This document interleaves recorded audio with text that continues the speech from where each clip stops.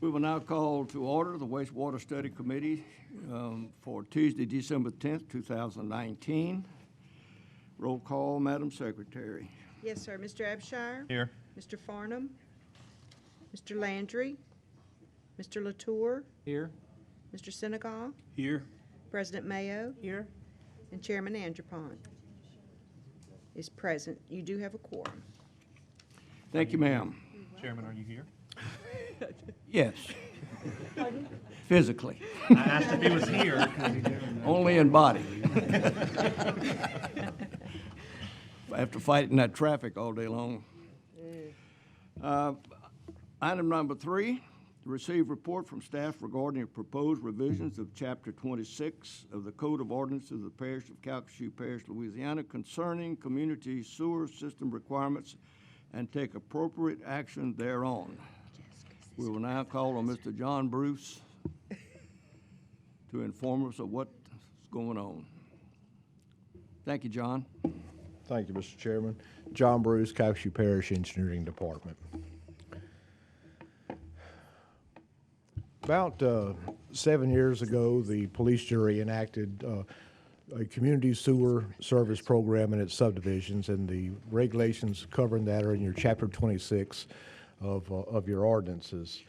Over the last 7 years, planning, engineering, and public works have been administering this, and several items have come to the attention of items that need to be addressed and updated. And that's what brings us to today, is suggesting to you some modifications that engineering, public works, and planning have come across and believe will make the ordinance better and more likely to achieve its intent. In these reviews, we've looked at it from the 3 broad stakeholders' perspectives, and that would be the taxpayer, the user, and the developer.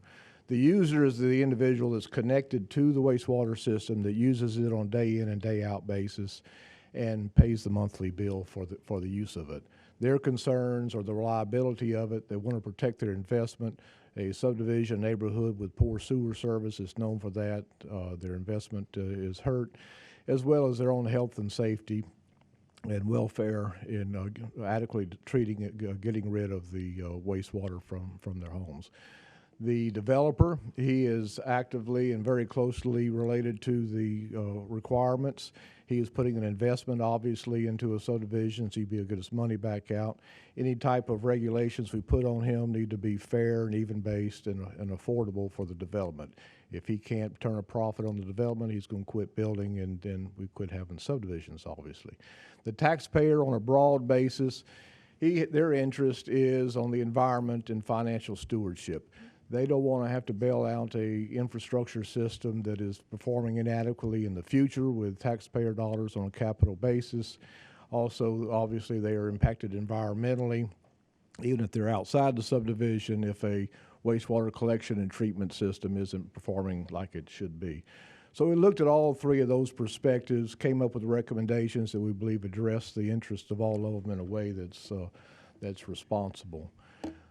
The changes broke out into 2 very broad categories, relatively minor and more significant, depending on your perspective. The first category is what we call refinements and housekeeping. Relatively minor items. These included some changes and additions to different definitions, some of the content required in the submittal documents that the developer needs to submit to planning for review and consideration, some restrictions on the locations of where they can put the underground infrastructure, the pipelines and such, mainly based on access for maintenance, tying the depth of the sewer to the width of the easement that the developer gives, and limiting the infrastructure to what we call a conventional system only. That's largely a gravity system. The more major items are the other 3 items on the chart, and that is coordination, incorporating some provisions to encourage coordination between subdivisions on the infrastructure for more efficient development. The transfer of infrastructure, and we'll get into these in a little bit more detail. The transfer of the infrastructure, both of new infrastructure and existing infrastructure. This is probably the item that had the most discussion involved in it. Right now, the ordinance encourages strongly the transfer of new infrastructure to public ownership. The changes that we're suggesting will make it mandatory, and we also provide a provision for the transfer of existing older private infrastructure. And in response to developer comments, we have modified the acceptance requirements relative to financial bonding requirements at the end of the job for operation. We'll talk a minute about the coordination of the developments. I mentioned coordination between subdivisions for efficiencies. On the screen, you see on the left a developed area that's, for purposes of this discussion, is using individual mechanical units for wastewater treatment. And to the right of that road that goes up and down the photograph, north-south, is an undeveloped area. Well, we've put provisions in the ordinance that we're recommending that when the development comes in on the right-hand side of that photograph, it needs to make minor accommodations for future infrastructure provisions on the other side of the roadway. They're not financially burdensome, but make sense from a general planning standpoint. Coordination of infrastructure is difficult. We've tried it several times. You run into two problems all the time. One is timing. The first guy up, he's ready to go, and he doesn't want to wait on anybody else. Very understandable. Time is money, and he's already made his investment. He's wanting to go. And the other is coming up with an equitable method of cost sharing and cost burden. Very sensitive to both of those. In Mr. Bears' district recently, we had a very good example of how this can successfully work, and that was the shadows at Bayou Oaks. A very good example of how planning between existing and proposed infrastructure can be mutually beneficial. But we put some very low-cost provisions in there to provide for the coordination of developments, mainly location of places to tie in, if and when the older development needed to tie into the infrastructure, there's infrastructure there to do it and to accomplish that relatively easily, and the depth of the main that he has to put in. It doesn't require him to run any pipe up into the other subdivision or anything substantial like that. It's just common sense provisions for future tie-ins on the coordinations of development. One of the reasons that we want to propose this and push this is it makes sense. You hate to be trying to answer the question of a subdivision going in on one side of the road with turning a blind eye to what's on just across the street. I'd like to be able to say that we're looking ahead and making provisions for the coordination. It's also good on a bigger scale environmentally, in that the fewer discharge points you have, the fewer wastewater plants you have, the better off you are environmentally on having fewer chances for there be a problem. So we believe this is good planning and a good effort to undertake. That is one of the more major changes that we're having. The second major change that we're having is probably the one that we had the most discussion on, and that is the mandatory transfer of the new wastewater systems. In the photograph, you see in the upper left-hand corner, the tag wastewater plant is pointing down there to the lower bottom left-hand corner. And that is one of the community system wastewater plants in a subdivision that we've been getting over the last several years. You'll see its proximity to houses. You see it's right there in the subdivision. It's not remote. And the effect of that is you want to make sure that it is effectively and efficiently run, because if it's not, you're going to be having complaints very quickly, as you can see. Imagine if you're the person living near this, how quick you would be to complain. And typically, you have three potential things that can happen in the immediate vicinity of the plant: odor, noise, and spillage. And you want to strive to prevent all of these. And that is one of the driving forces behind recommending this change of making it mandatory, is the accountability of the operation. The public have a problem with the wastewater plant. You're going to be one of the first people they call, because the developer's not going to come to their mind and they're not going to know how to find him. If it is publicly owned, we have the authority and the duty to address any type of problem problem that is out there. Some of the pushback that we got on this, by far and large, our history over the last 7 years has been transfer of this infrastructure to the public. There is one or two consultants that have pursued the privatization of this. Some developers have, but by far and large, our experience has been the public donation of it. The argument that we have received against it is our standards are a little bit higher than what they will do on the private side, and the lack of an opportunity to use this as part of their business model. So we took that input and took a second look at it. The standards being higher, on an operation basis, the parish has standards that it requires that are in excess of what the Department of Health requires. Well, that's because the Department of Health isn't looking at it from an operation and maintenance standpoint. They're looking at it from a health standpoint, to get the desired quality of water out at the end of it. We require these things to be remotely monitored. Mr. Freelow, Public Works, they have a station where they can monitor the operation of the wastewater plants remotely through what's called a SCADA system. Well, that's about $5,000 to $6,000 per unit right there. If it would appear to be an appropriate and a good thing, even if it's privately run, for that private entity to have the same feature of them. Parish is a big place. It takes time to get from one place to the other. You want to be able to, number one, know quickly you have a problem. Hopefully you beat the phone call. And secondly, be able to respond timely to it. So that's one of the features that we require that's over and above what a bare bones unit would cost. And some of the other features involve the noise. I mentioned the noise earlier. We require several features to dampen the noise. There's a blower, a big blower involved, distributing air into the treatment process. A compressor makes a lot of noise.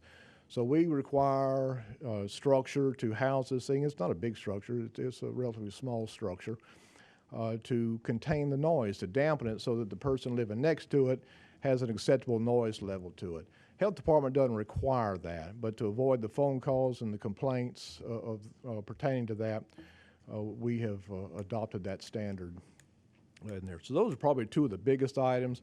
Some of the others are a few material substitutions that we do, again, in the interest of long-term maintenance and such as that. We looked at it, we didn't feel like it was any overdue burden, that it made sense for anybody doing it to include those, and we have stayed with those. So we're recommending that the language be firmed up to a mandatory transfer of systems for long-term reliability of the system and a good environmental and financial stewardship. We're not talking about mandatory transfer for any existing private system or any existing trailer parks or any type of rental development. We're not talking about anything like that. This is strictly for the new subdivision treatment systems that come in. A typical institutional development such as this, a school, we're not talking about those. They have their own same type of treatment system. We're not talking about any of that. We're not talking about any of these RV parks or any of these mobile home parks. We're not talking about having those transferred over to us, those type of developments. Accompanying that, we thought we're tightening up the language on mandatory transfer. Let's make a provision for the voluntary transfer of privately owned wastewater infrastructure from private to public. We've actually had a few inquiries on this while we've been developing the policy. Basically, what it would do is it's owner initiated. If you own the private system, and it's in the same category of these others that we accepted in that, it's in a subdivision, residential subdivision, and you're tired of the business and you want out of it for whatever reason, you initiate the process. The parish is not initiating the process. We're not coming and trying to mandate the transfer. So the owner of it initiates it. They then develop a report that describes the condition of the infrastructure. That would be your first question is, well, what are we fixing to get? We don't want to take something that's of unknown quality. We want to know what we're getting. He brings that report in his proposed plan. The suggested modifications to the ordinance include standards of what we will accept. It doesn't require a brand new system or a system that is in as new condition. It's trying to anticipate if something had a reasonable level of maintenance effort, what that condition would be, and defines it. They then, once their evaluation is complete and their proposed plan is complete and submitted to us and reviewed and accepted, they then go do the work, do what they said they would do. It is then tested to see if they did what they said they were going to do, and then it's presented for acceptance. There's 2 firewalls for public involvement in the process, very similar to the subdivision process. A preliminary plat when their plan is accepted, and then a final plat when the work has been done and completed to satisfaction. So there's 2 checkoff points involved in that process. The other and last major item that we're including in there pertains to the acceptance of these subdivisions and warranty and startup costs. Right now, the ordinance requires what we call a 50% maintenance bond. It takes the value of the wastewater infrastructure, whatever that is, takes 50% of that, and they have to bond or put cash escrow up in that amount for the maintenance of the system for a period of time. We've gotten in the last 7 years several comments of the hardship of that and the burden that it places on them. Many of the larger developers can bond this. They can put up a bond on it, which is acceptable and provided for. Some of the smaller ones have difficulty with the bond, and they have to put up the full face value, the cash and escrow. The intent, operational-wise, of the parish on using this maintenance fee is startup costs on operating the system. This is a subdivision that's in progress. You can see it's probably maybe about a third developed, but yet virtually all the infrastructure is installed. Public Works has to go out there and operate and maintain this system just as if it was 100%. Well, the revenue for doing that is in the user fee. So we moved from tying the impact fee, if you will, the acceptance fee, from the value of the infrastructure to the burden. And what's the burden? The burden is the number of users on it. So we said, okay, 90 days worth of startup fee, whatever the user rates, 3 months worth per lot, that's the user fee. The developer can stage the development. He could build 100% of his infrastructure as he did here, and he could stage the acceptance at whatever level he wanted to do for a number of houses that he could build based on his cash flow and being able to put up the fee.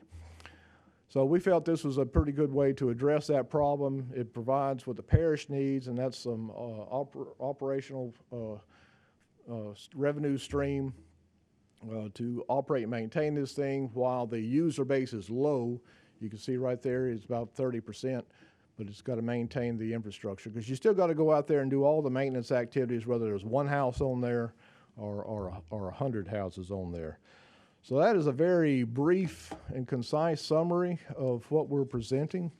Be happy to address any questions that anyone may have. Mr. Landry? Thank you, Mr. Chairman. Okay, when we talk about someone giving us their system or letting us take over the maintenance of that system and it's existing, so you're going to inspect it. It doesn't have to meet today's specs because maybe the thing's 10 years old. You're mainly looking to see has it been maintained and is it working properly? Yes, sir. Yes, sir. We have some infrastructure requirements. In looking at you would not want the pipes to be leaking like a sieve. Right. But neither do we expect it to be the same standard of a brand new installation. We're looking at trying to define something as if we had been in charge of it, if we had been maintaining it for 25, 30 years, what would be reasonable to expect out of us? Okay. Yes, sir. That's good. It's I definitely agree with this concept. It's something that we need to do. I wish we would have done it earlier. No individual, nor should a small company like that, or really a large company, be in charge of sewage or water, either one. Because they're in it for the money, and when the money's gone and it's time to repair, and look, this isn't everybody. Some people do fine, but there's far more that have sucked the money out of the deal, and then they're gone. And then we're left holding the bag, and the people are calling us, hey, I don't have water anymore.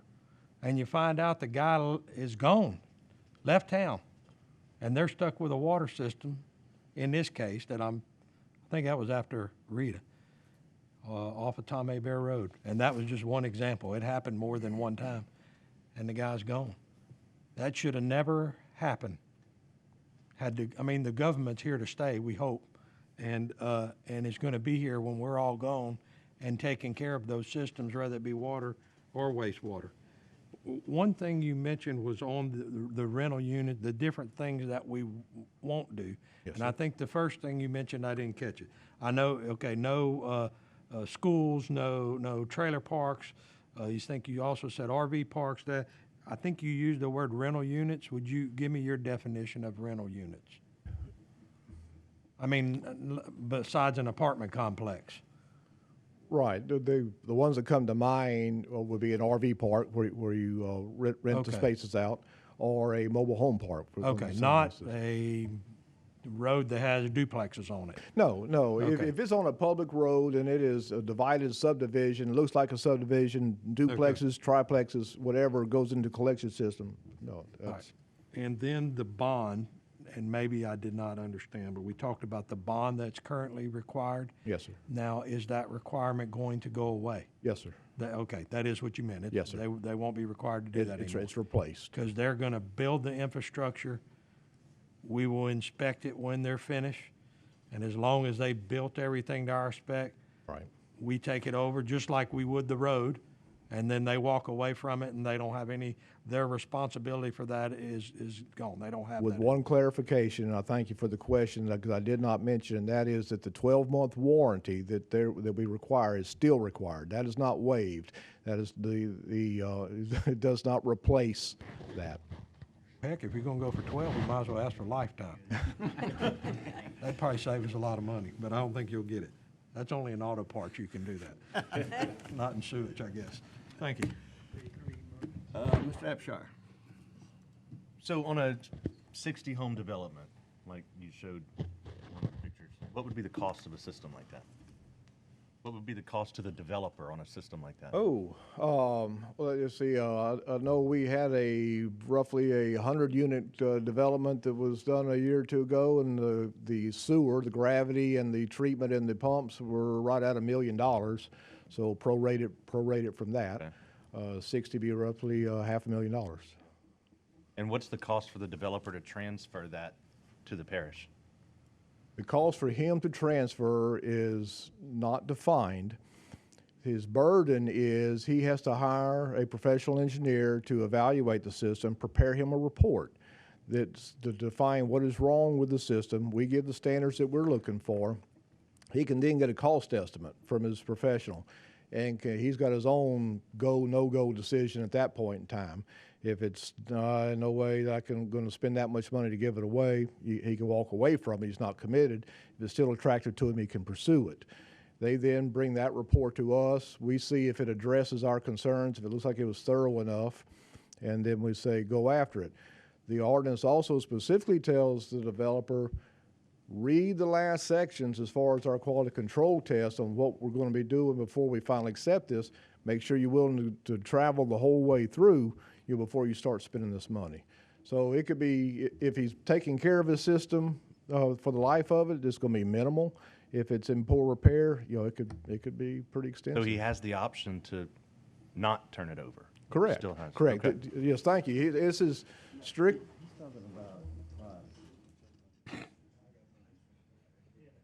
Mr. Chairman, if you don't mind. Chairman, if you don't mind, I wanted to Yes. make one. Just want to make sure we're all talking about, there's two things out there. There's brand-new systems coming on in new subdivisions, Mr. Abshar, or if you're asking relative to existing systems that are private now trying to be adopted by the parish. We've got both things in this ordinance.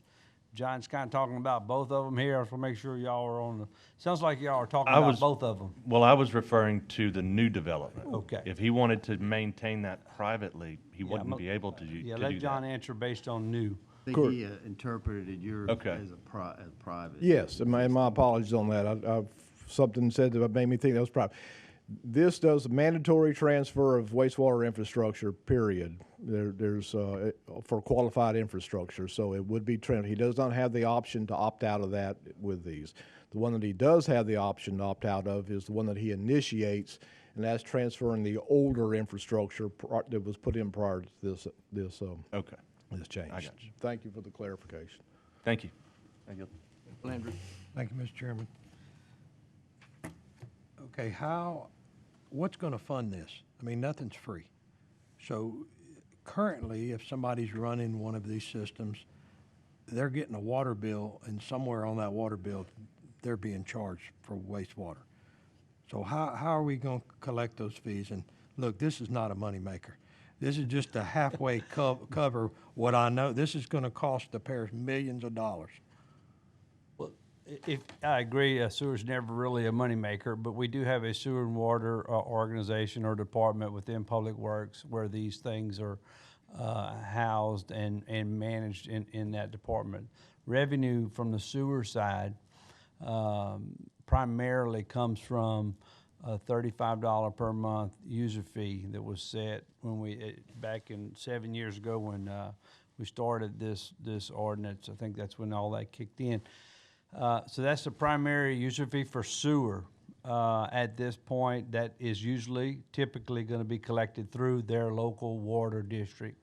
Unless it's us, it may be us or, but the ones we've had so far primarily in the Moss Bluff area, the Ward 1 Water District collects that fee for us. Pass it on. And passes it on to us. So that's in theory how it works, but every now and then there's still some of these developments that can take place where there's not a water system per se. Then we have to do our own billing of some sort. Okay, so here's the situation. New one's built. I'm sure it lies within a water district, let's say in South Ward 3, where, let's face it, it's gonna be a while, because they're out there ways. The person builds the subdivision, they provide community sewer, community water. They turn the sewer over, but then they decide, well, I wanna keep the water. Can they do that?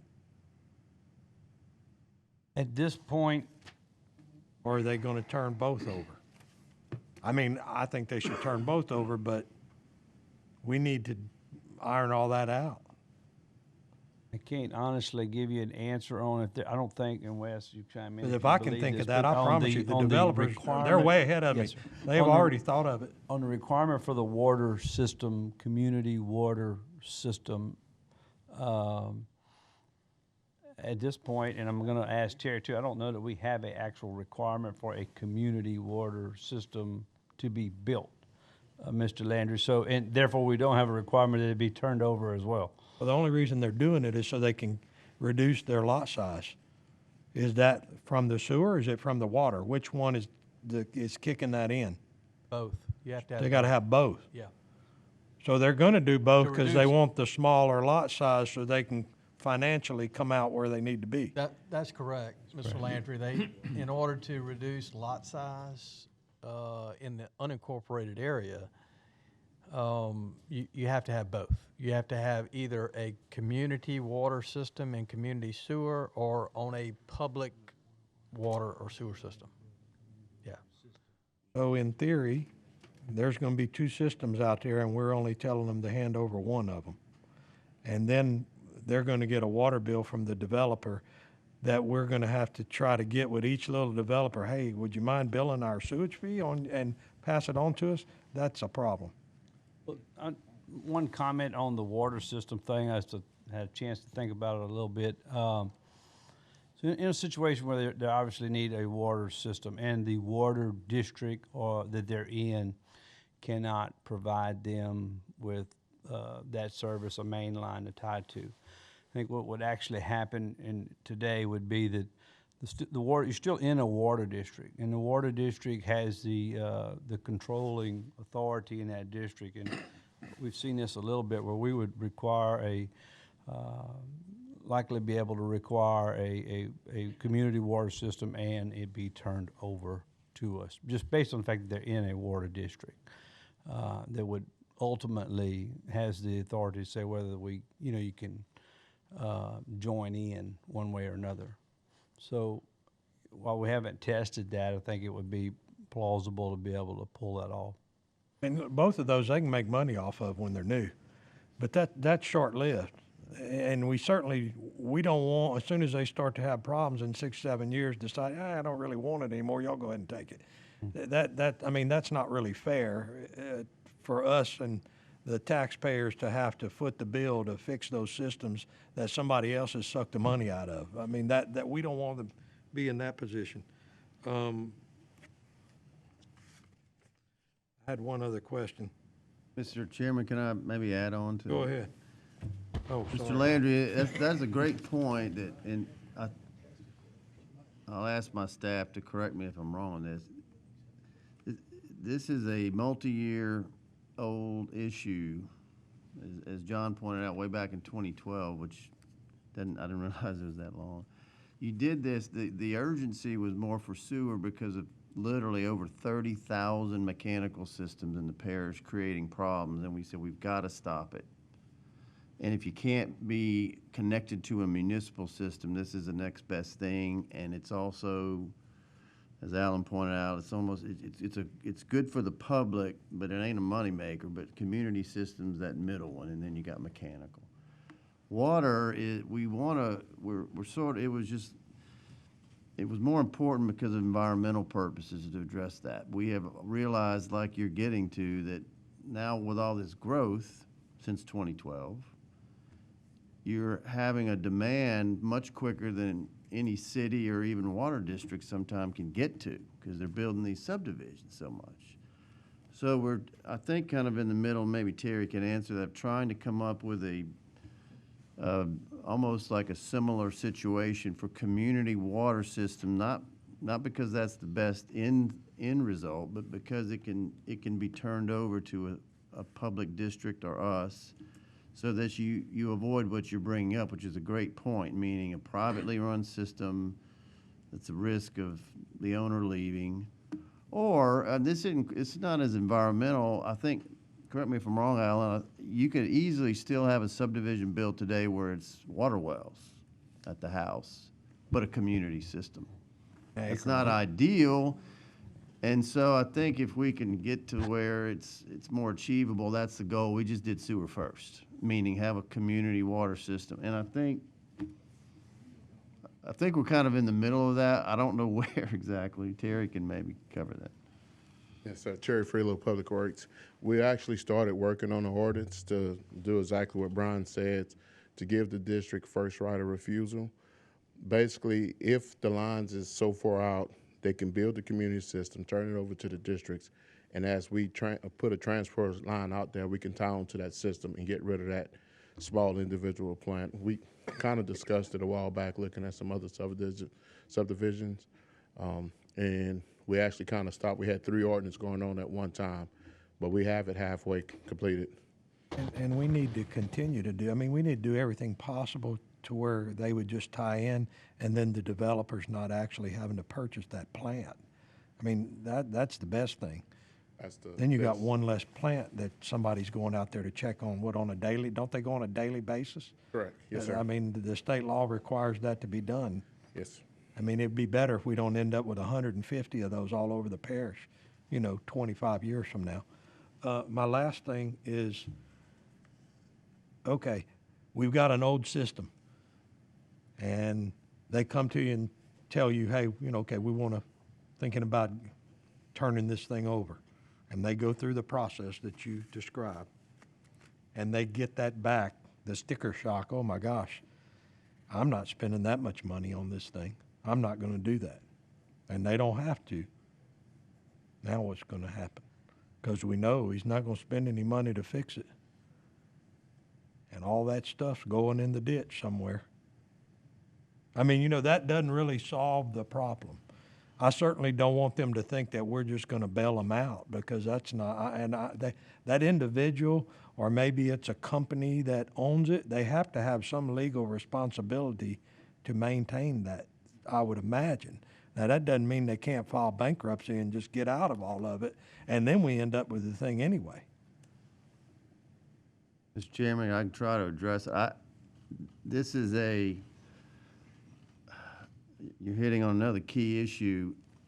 Our feeling on presenting an option, we felt like, first of all, the state right now is struggling with this because they know this is a problem. They create it. Without a solution, and it's the question, well, who does it? Is it the Public Service Commission? Is it, you know, some other department of the state? And I think there's been efforts, more voluntary, hey, let's go to the parishes. Well, we don't want a pig in a poke, and yet if we felt like, let's at least have a set of guidelines to say we're willing to take a look at this and play a role if you do A, B, and C. Otherwise, you're legally not obligated or responsible for private sewer system proper functioning. The problem is y'all as elected officials are the ones that get the calls, and it's very hard to say that's not us. But I'm hopeful that there's been more action at the Public Service Commission and at the legislature trying to figure this out to make these situations harder for these private systems to go belly up, and I don't know the answer. We just couldn't go that far or it would literally, I think, break the bank. You'd be paying millions of dollars over time on these old systems. It's still a need that is not addressed, and I think maybe we could get an update on the state progress, but that's a big hill to climb. So we felt this is as far as we could go. And I honestly think it's pretty good, because up until now, we really haven't even had a provision to take any, and now we're saying if you get it in line one time, you got a chance. And if you pass these ordinances, then there is an avenue. So I know that doesn't solve the whole problem, but it's part of a solution. Let's step in the right direction. And what Mr. Last Bean thing- just said was the driving impetus on it. We looked at it and said there is no vehicle that authorizes us to try to get involved and address this if we have a willing partner, that being the owner of it. And these changes accomplish that. Doesn't go the extra step that you're referring to, but it Now, opened the door. Back to the warranty, the 1-year warranty, obviously, you're requiring that on a new system, which that's not gonna be on the developer, that's gonna be on the manufacturer, so they probably don't have a problem with that. There is no warranty when you decide to take one over, though. I mean, once you sign off and say, okay, it's running and it's working properly today, we're gonna go ahead and take it. I'm sure, I would hope that person that owns it is, they would never agree to it if they're gonna continue to be responsible if it breaks 2 months down the road. So you wouldn't require a warranty in that situation. That's correct. Right now, there is no warranty provision in the transfer of the older units that pass this quality control test yeah, for that's that fair. moment in time. All right, thank you. Any questions from my left? If not, I have a couple of comments I'd like to address you with. Number one, this will be my last meeting, not only as a member of this committee, but also as chairman. It's been a pleasure to serve as both member and chairman. I want to thank the committee for your dedication in which the spirit you served. As I appreciate it, there's only going to be the existing committee 2 members coming back next year, that being Ms. Stapshire and Mr. Landry. Everybody else, for one reason or another, will not be back next year. But I want to thank staff, Brian, you and your department heads. I want to thank Jessica and Kathy for your support. It's been a pleasure. It's been a good ride. We didn't always agree, but like the fellow said, you don't learn anything from anybody who agrees with you all the time, and there's a lot of truth to that. So, but anyway, I just wanted to say I do appreciate the time that y'all have spent putting things together and presenting it to this committee for the betterment and better quality of life of the citizens of Calcasieu Parish. That being said, I will entertain a motion to adjourn. We have a recommendation, I think. I'll move to recommend the proposed Oh, revisions to sorry. Chapter 26 of the Parish Code of Ordinances relating to the community sewer system requirements be approved. Second. Second by Mr. Latour. Any discussion? Any objection? Motion carried. Move to adjourn. Second. Motion second to adjourn, and we are adjourned.